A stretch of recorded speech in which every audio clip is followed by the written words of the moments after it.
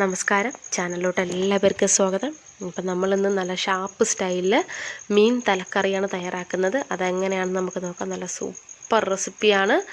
Okay, അപ്പോൾ നമുക്ക് റെസിപ്പിയിലോട്ട് കിടക്കാം. അതിനായിട്ട് ഫസ്റ്റ് ഞാനൊരു കടായിലോട്ട് കുറച്ച് ഓയിൽ ഒഴിച്ചിട്ടുണ്ട്. അതിലോട്ട് ഞാനൊരു 2 മീഡിയം സൈസ് സവാളയും അതുപോലെ തന്നെ ഇഞ്ചിയും വെളുത്തുള്ളിയും എല്ലാം നീളത്തിലരിഞ്ഞത് ചേർത്തിട്ടുണ്ട്.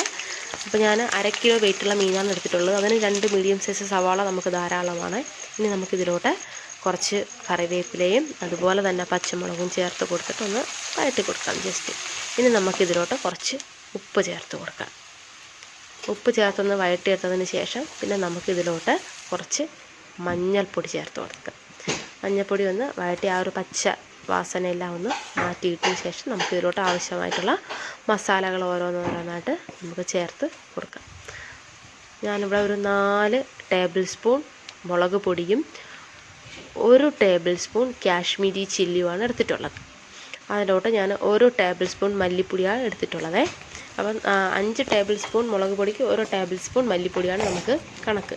നന്നായിട്ട് വഴറ്റി ആ പച്ചമണമെല്ലാം ഒന്ന് പോയതിന് ശേഷം അതിലോട്ട് നമുക്ക് കുടംപുളി, ഞാൻ കുറച്ച് ചൂടുവെള്ളത്തിലാണ് കുടംപുളി ഒന്ന് എടുത്ത് വെച്ചിട്ടുള്ളത്. അതിൻ്റെ ആ വെച്ചിരുന്ന വെള്ളവും കൂടെ ഞാൻ ഇതിലോട്ട് ഒഴിച്ചു കൊടുത്തിട്ടുണ്ട്.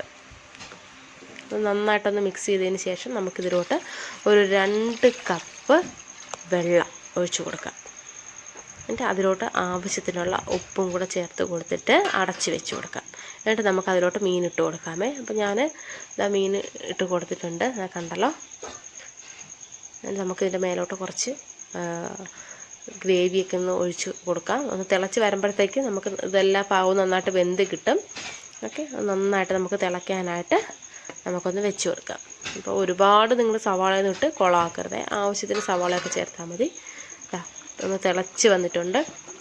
ഞാനിപ്പോൾ ഒന്ന് തിരിച്ചിട്ട് കൊടുത്തിട്ടുണ്ട്, കണ്ടല്ലോ. ഞാനിത് തിളച്ച് ഇതായതിന് ശേഷമാണ് തിരിച്ചിട്ട് കൊടുത്തത്. അപ്പോൾ ഒന്ന് വെന്തതിന് ശേഷം മാത്രം ഒന്ന് തിരിച്ചിട്ട് കൊടുത്താൽ മതി നിങ്ങൾ. ഇനി നമുക്കിതിലോട്ട് കുറച്ച് ഉലുവ, വറുത്ത് പൊടിച്ച ഉലുവ ഞാൻ ചേർത്ത് കൊടുത്തിട്ടുണ്ട്. ഉലുവ ഒരുപാട് അങ്ങ് ചേർക്കേണ്ട കാര്യമില്ല. ഞാനൊരു 1/2 ടീസ്പൂൺ ഉലുവയാണ് ചേർത്തിട്ടുള്ളത്. ഇപ്പം നല്ല വറ്റി നല്ല അടിപൊളിയായിട്ട് വന്നിട്ടുണ്ട് നമ്മളാ മീൻ കറി. നിങ്ങൾക്ക് ഇതിലോട്ട് കുരുമുളക് ഇഷ്ടമുണ്ടെങ്കിൽ ചേർത്ത് കൊടുക്കുക. അപ്പം ഈ വറ്റി വന്നതിന് ശേഷം ഞാൻ എന്ത് ചെയ്തെന്ന് വെച്ചാൽ ഇതിൽ കിടന്ന കുടംപുളിയെല്ലാം ഞാനങ്ങ് എടുത്ത് മാറ്റിയിട്ട് ലാസ്റ്റ് കുറച്ച് പച്ച വെളിച്ചെണ്ണ ഒഴിച്ചു കൊടുത്തു. ഇത്രയേ ഉള്ളൂ നമ്മൾ അടിപൊളി മീൻ കറി